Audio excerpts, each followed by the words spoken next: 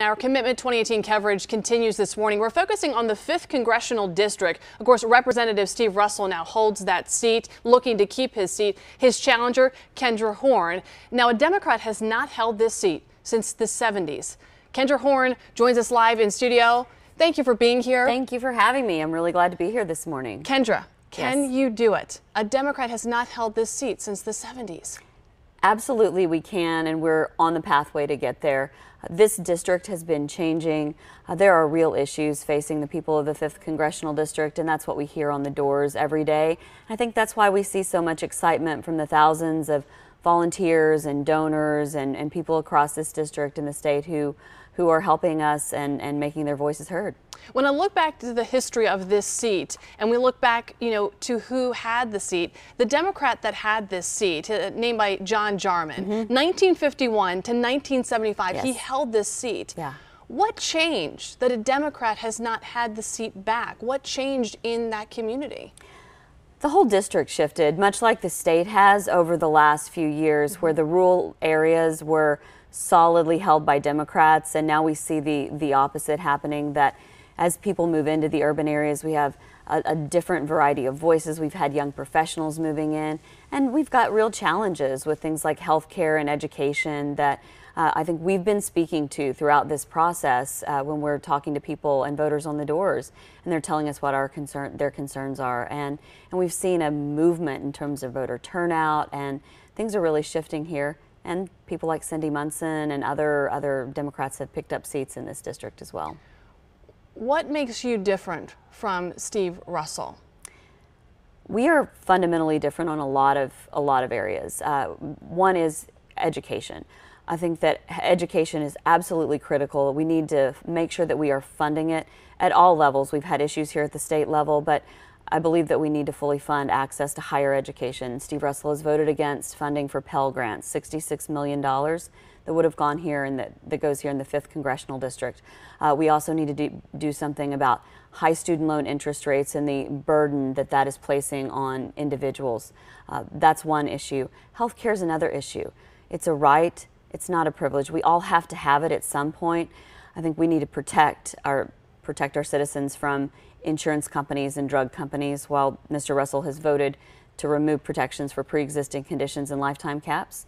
And we just fundamentally disagree that I believe we should not privatize Medicare and Social Security, and he thinks the opposite.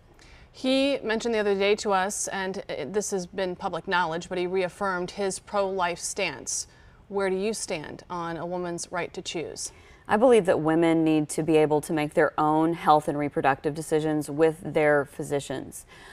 Oklahoma has real issues across the healthcare spectrum, and we need to make sure that people have access to the care they need without putting them into bankruptcy. 25% of bankruptcies across the country are as a result of medical issues, and we need to be fully funding programs like education and taking care of people throughout the course of their lives. Let's talk a little bit about your background. You got a BA in political science from the University of Tulsa. Yep. You have your law degree from Southern Methodist University. Talk about your work history, things that you've done.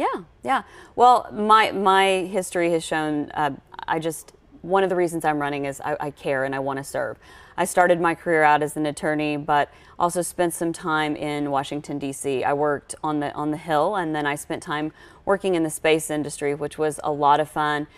We did work across all of the different space sectors, from civil, commercial to national security, working with administrative agencies as well as with the Congress and across the private sector. Most recently, I've spent a lot of time working to get more women to run for and serve in elected office, as well as promoting them in positions of leadership. In Oklahoma, we are 49th in the nation in the number of women serving in elected office.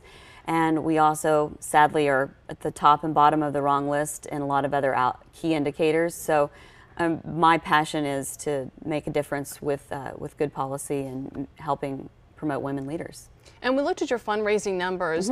Y'all are pretty close. Steve Russell has a few hundred more $1,000s that were raised, but you had to spend a lot because of what you had to go through as far as a runoff and so forth.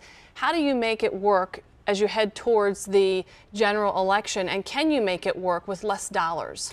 Yes. Well, I am blown away by the support that we've received from Oklahomans. Still, more than 90% of the money that we have raised has come from within the state of Oklahoma. A lot of it in $5, $10, $15 donations.